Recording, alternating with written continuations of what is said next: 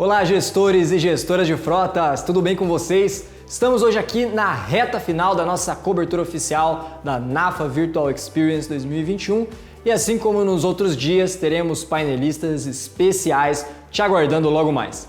Teremos uma pequena diferença apenas que o segundo bloco, na parte da tarde, vai começar às 14 horas e não às 16 como nos dias anteriores. Então já aproveita para encaminhar a transmissão de agora para os seus amigos, que é o último dia de cobertura, mas ainda tem muita coisa legal vindo por aí. Olha, eu espero que vocês estejam gostando das palestras, tem muita coisa boa rolando por aqui essa semana. E se você acabou de chegar, não fica triste porque ainda tem mais. Vamos receber agora nosso penúltimo painel e às 14 horas vamos receber um time de casa, os nossos parceiros do Instituto PARAR, para comentar os principais destaques da nossa semana. Você vai conferir agora algumas tendências gerais em compra de veículos novos e alguns indicadores de mercado. Para isso, a próxima mesa tem como tema o veículo certo para o trabalho, desafios e oportunidades em 2021. Essa conversa é trazida pelos executivos da Donlen Corporation, uma empresa de leasing e administração de frotas. Então, meus amigos, sem mais delongas, vamos ao nosso penúltimo painel.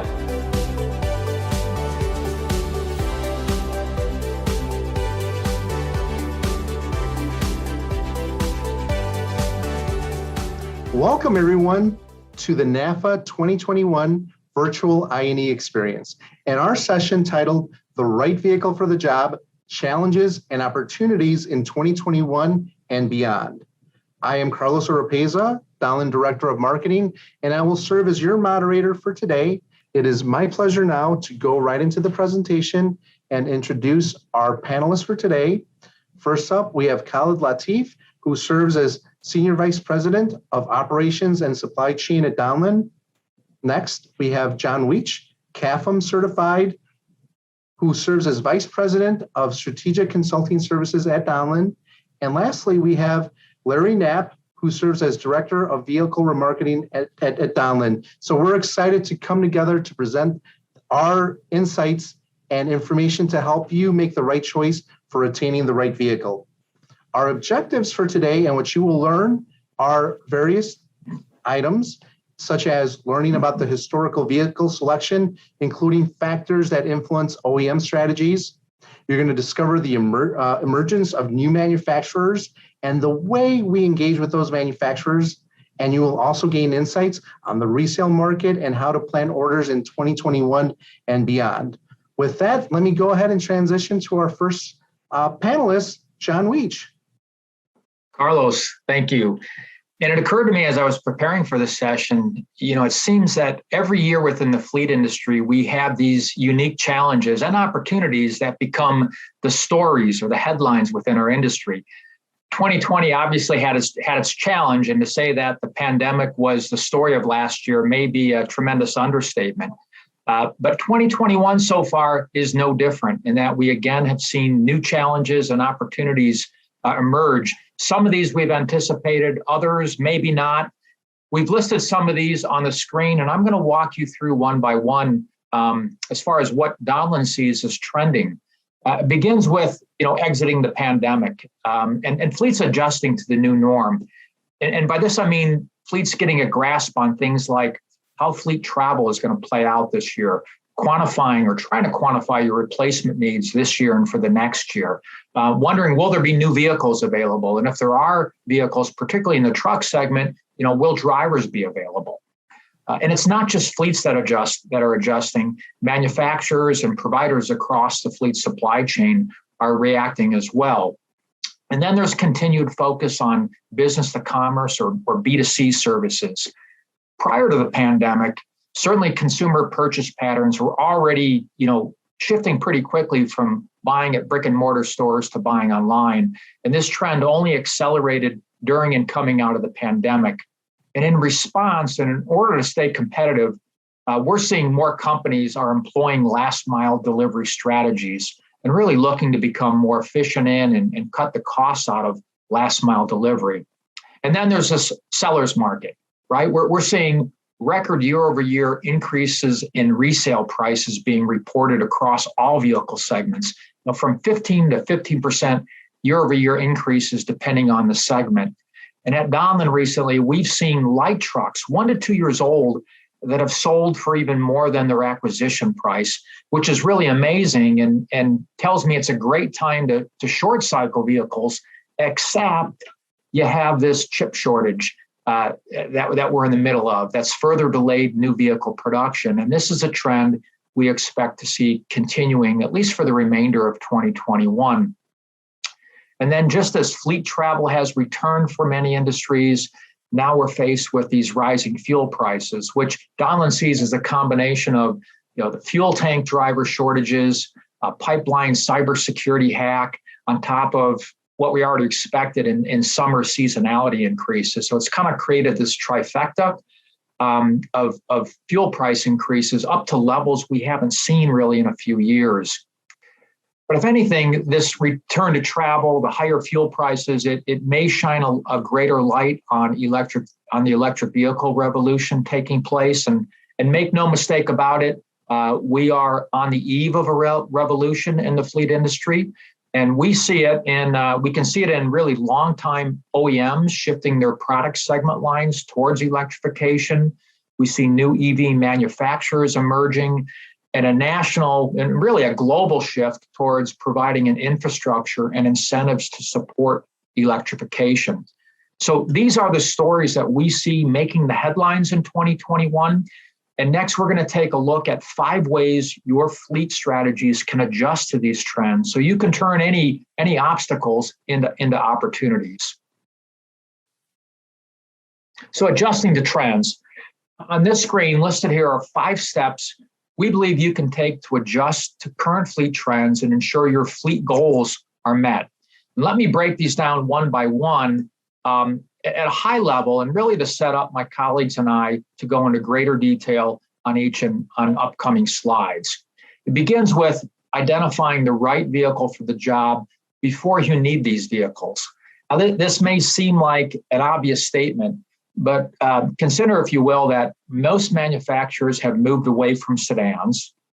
Electrification is coming. You have some manufacturers that have bypassed the production of hybrids to really focus on future EV production. And you have other new EV manufacturers emerging. I mentioned also last mile delivery, and last mile delivery success for many of your fleets may depend in large part on the asset that you choose.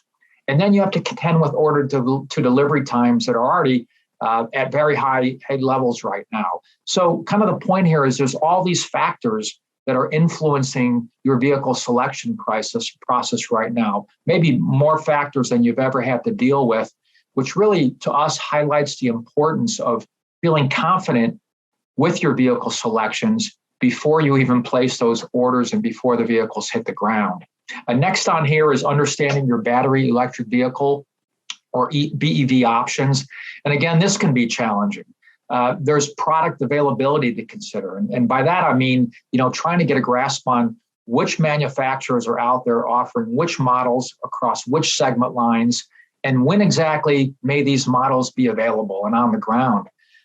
Then there's performance and specifications to consider. And by this, I mean, will the EV you select do the job in your fleet? And does it have the right range? And then there's kind of this charging infrastructure questions out there and questions on credits and rebates and so on. Continuing, you want to maintain both long-term and short-term replacement strategies, especially given what the market is offering us right now in terms of this red-hot resale market combined with a production slowdown. So our mantra at Donlen is, keep an eye to the long-term, but be ready to react short-term. And additionally, you'll want to understand your fleet utilization and know where underutilization and inactivity exists within your fleet. Prior to 2020, Donlin had already found about 8% of underutilization and inactivity was kind of the norm in the fleets we managed. Coming out of the pandemic, that percent has more than doubled. 15 to 20% of fleet underutilization and inactivity is kind of the norm right now. Coming out of 2020. And finally, I mentioned the concept of focusing on core duties and outsourcing the rest.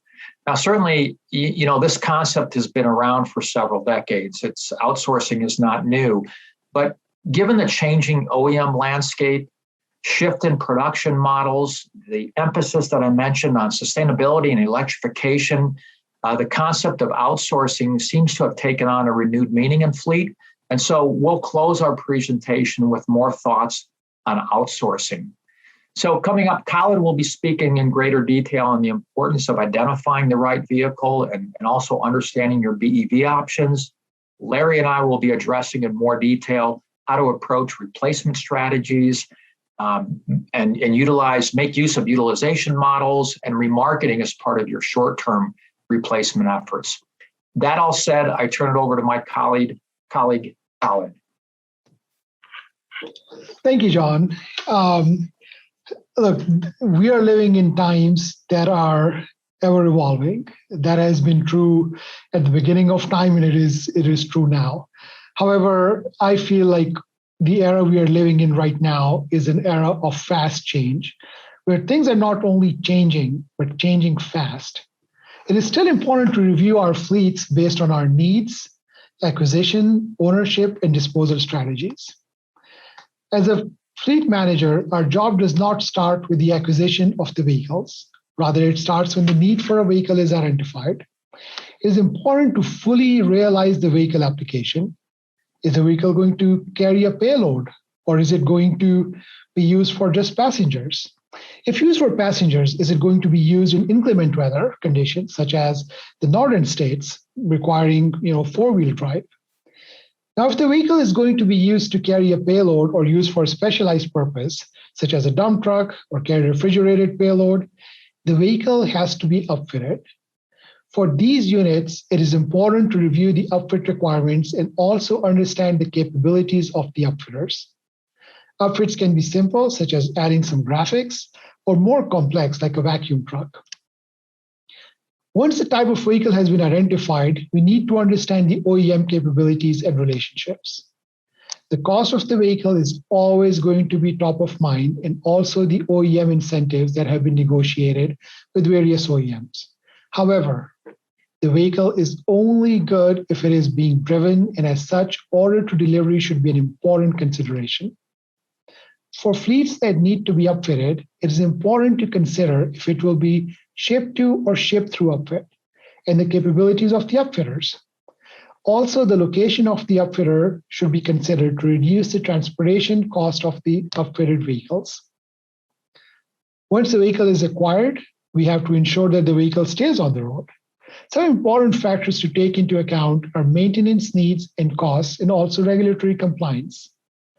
Maintenance costs and needs vary based on the use case. As an example, vehicles used in oil fields are hard to take to your neighborhood oil changing mechanic. These will require a mobile maintenance solution. The right vehicle also means keeping an eye on tax exemptions that may be available to you, such as government fleets or agricultural applications in certain states.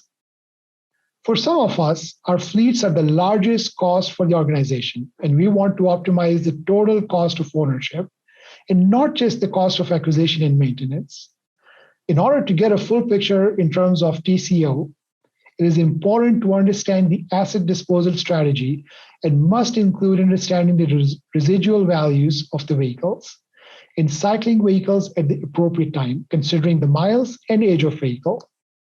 Additionally, Larry will expand on understanding your remarketing channels and to keep an eye on some important metrics, such as transportation costs, sell fee, and days to sell the vehicles.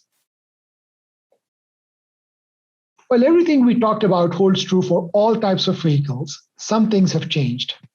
I think it's safe to assume that by now, everyone has been exposed to the EV revolution. The new total cost of ownership takes into account factors already discussed, but also have to include corporate responsibility, and opportunity to take advantage of some of the unique applications that only electric vehicles offer.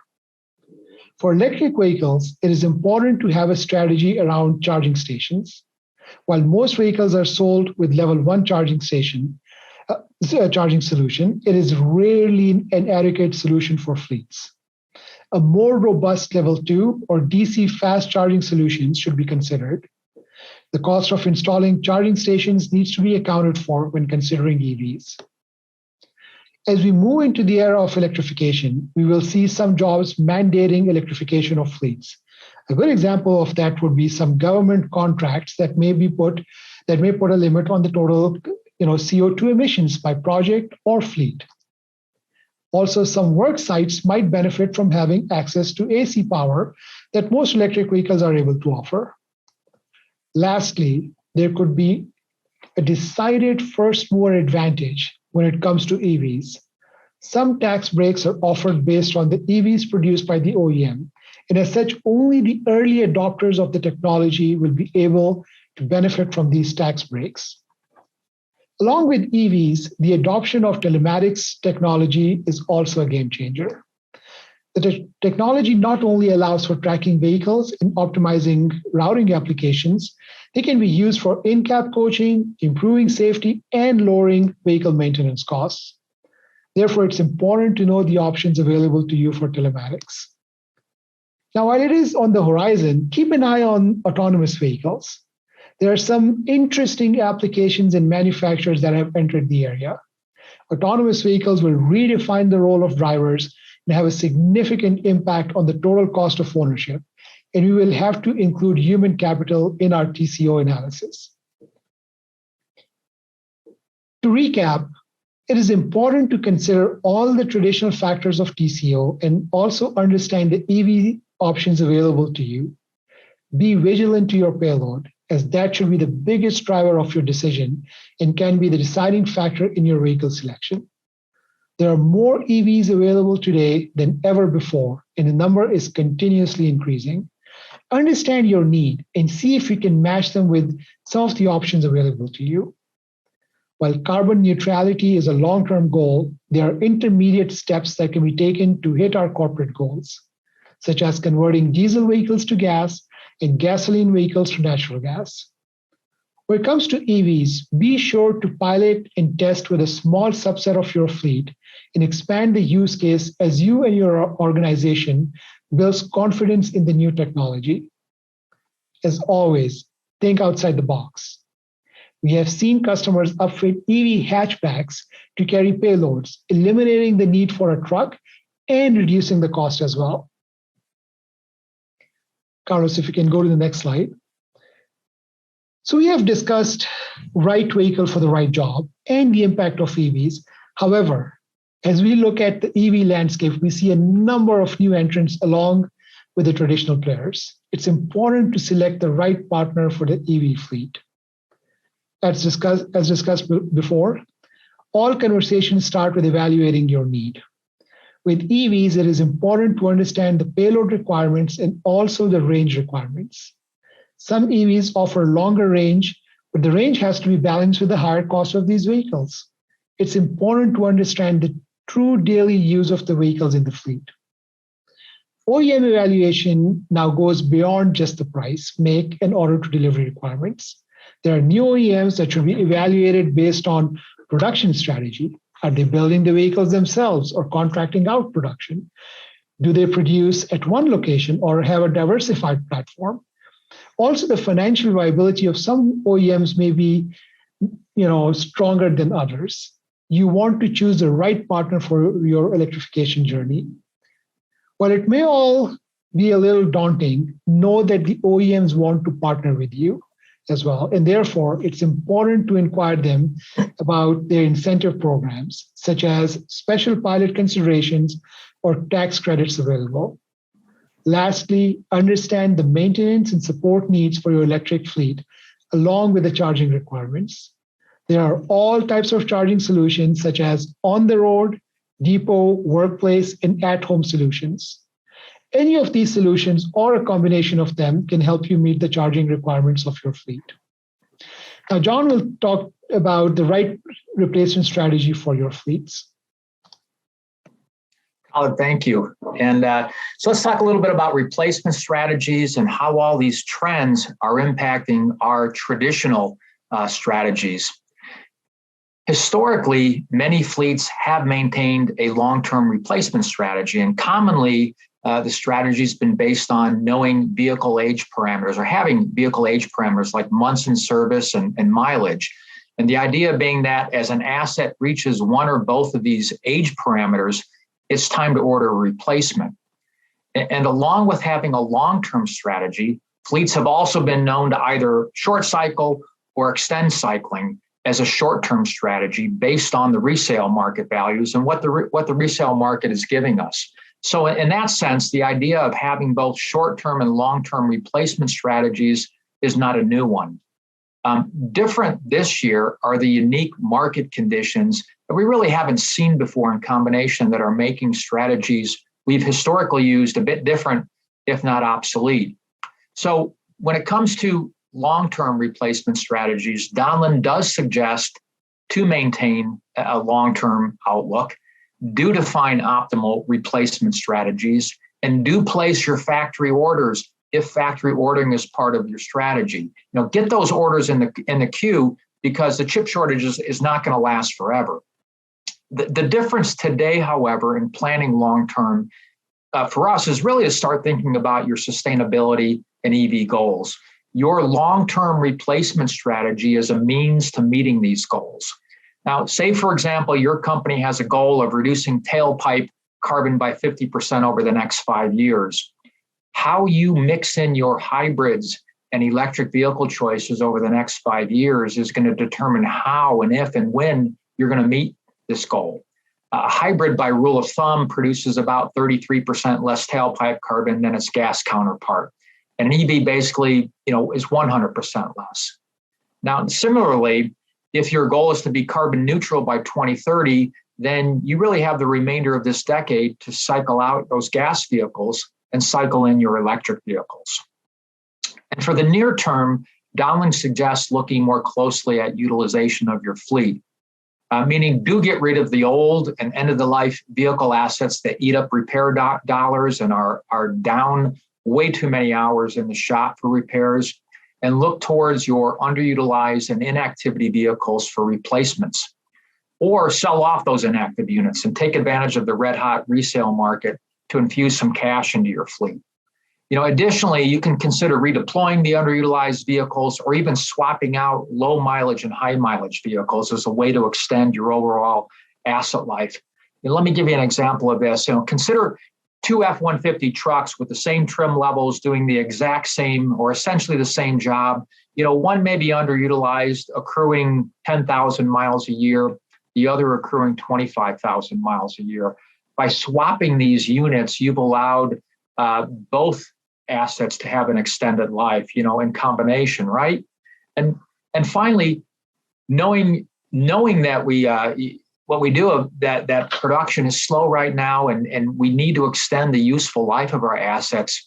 So as we wait for production to ramp up, it's important to take care of your vehicles that are on the road. Give them the preventive care and the love they need, and adhere to your preventive maintenance schedules. And I want to speak a bit more about vehicle utilization and how to measure that. So, Carlos, the next slide, please. Thank you. I've mentioned earlier that the amount of fat or fleet underutilization and inactivity has more than doubled pre-pandemic versus post for fleets on average that we work with. And I spoke too about ways of incorporating underutilization and inactivity into your near-term replacement strategies. Think of words like redeployment, swapping of vehicles, or sell-off. But how do you go about measuring utilization and knowing where fat exists? At Donlen, we do use a utilization modeling tool, and I've shown on the screen output at a high level using this model for an actual service fleet.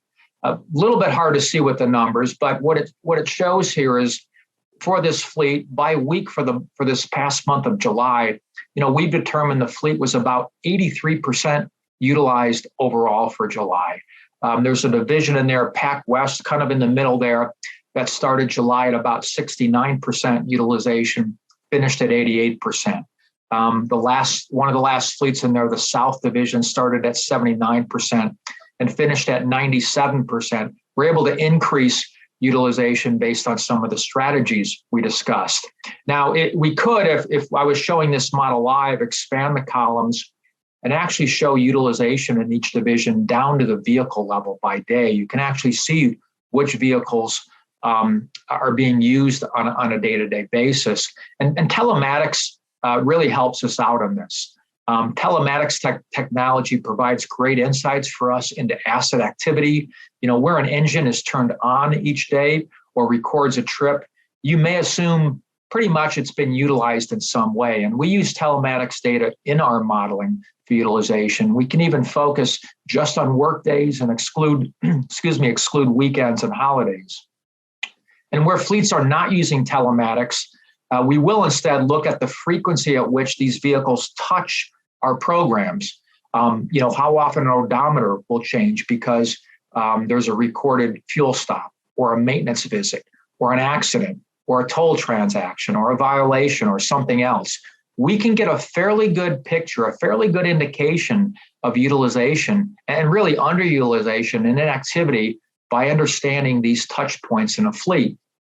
So the point being here is if your fleet is using telematics or if you track vehicle touch points, you may have the basis for measuring utilization and making use of the data to make good fleet decisions. And next, I'm going to turn over to Larry to speak to the impact of vehicle remarketing. Larry? Thanks, John. Acquire new vehicles for your fleet that historically have high retention and resale values. Consider vehicles that have second, third, and even fourth lives in their abilities to remain on the road for many years. Think about full-size pickup trucks and full-size vans. Consider electric vehicles, as they have lower maintenance costs and better warranties compared to their internal combustion counterparts. For example, the Ford F-150 Lightning has a warranty of 8 years, 100,000 miles on electrical components versus the gas version 336 or 560. Continually monitor the total cost of ownership and historical maintenance costs of your fleet. Rotate out vehicles that have higher maintenance costs or the potential for higher costs. Anticipate major powertrain services and repairs by rotating out vehicles prior to incurring the significant cost and the associated downtime. Obviously, you're going to replace your high-cost vehicles with new vehicles under warranty, so it's a win for your company. Regularly monitor the resale values of your inventory. Take advantage of seasonal and cyclical upticks in the market to maximize your sale price. Sell your vehicles when the market is traditionally strong, such as the spring market, and hold your inventory and keep them in service during the slower parts of the year, usually at the end of the year during the holidays. Next slide. As vehicles approach the end of their service life, take advantage of the various upstream sales providers to have your vehicles inspected, valued, and offered for sale while still in service. This process allows the vehicle to continue to generate revenue until it's sold. Selling the vehicle upstream also eliminates the associated costs of transportation, auction, and reconditioning expenses. Consider offering vehicles for sale to your employees at or below current market values, and it's an employee perk. Sales to employees also eliminates the associated expenses, whether you're selling the vehicle upstream or downstream, and your fleet management partners will help facilitate the sale, price the vehicles, and the sales transaction, making it a very easy process for the company and the employees. Select the appropriate upstream or downstream auction channel based on your inventory mix, condition, content, and mileage. Not all channels are the same. Find the right channel based on the unique characteristics of your inventory. I recommend working with your fleet management partner to find the best venue for your specific vehicles and conditions. For example, medium and heavy duty trucks best perform in truck sales. Luxury and near luxury vehicles do better in highline sales. And older high mileage vehicles or vehicles with condition issues are best suited for insurance auctions. Finally, defleet at the right time based on your vehicle type and mileage. Realize that Vehicle segment performance varies by mileage. For example, you want to sell your sedans under 90,000 miles. Compact and medium-duty pickup trucks do best under 120,000 miles, and cargo vans do best under 140,000 miles. I'll be followed by John. Thank you. Thanks, Larry. Great information. And folks, Khaled, Larry, and I hope that you've enjoyed the ideas and insights we've shared in this hour. We trust that you've taken away hopefully one or two nuggets for your fleet, things that you can use as you plan vehicle selections for 2021 and beyond. You may have picked up during this presentation that there's many market factors and industry changes taking place that can make fleet decisions difficult, particularly where you are without access to the right resources or data or tools and technology. So as your company focuses on its core business lines, and if you're not already outsourcing, you may want to think about making a fleet management company part of your fleet strategy. And we list on this page and at a high level some of the benefits you can expect through outsourcing. We begin there with resources that allow you to understand vehicle availability and option and prices and pricing and OEMs in the market. Also access to factory invoice pricing and deep discounts in addition to any volume incentives that may be available from a manufacturer. There's also, that balance of the right combination of tools and technology that really can turn a tactical fleet manager into a strategic fleet manager who's making informed, data-driven decisions. Larry spoke to the remarketing of your assets and making it simplified. There's also a plethora of programs from vehicle acquisition to remarketing and really everything in between designed to keep your vehicles and drivers compliant, safe, and on the road and help you manage spend. And then there's the customer service teams that really can become an extension of your fleet and safety teams, all without really startup costs and annual investment costs that can come with in-house fleet management. That wraps up the presentation. We thank you. Muito bem, gente, vamos encerrando mais um bloco aqui da nossa cobertura oficial e hoje o nosso encontro à tarde vai ser mais cedo, às 14 horas. Vamos fazer um grande compilado das informações que vimos nesses 4 dias aqui com vocês e trazer isso tudo para a realidade do mercado brasileiro, ok? Eu tô te aguardando às 14 horas aqui no YouTube. Até mais tarde!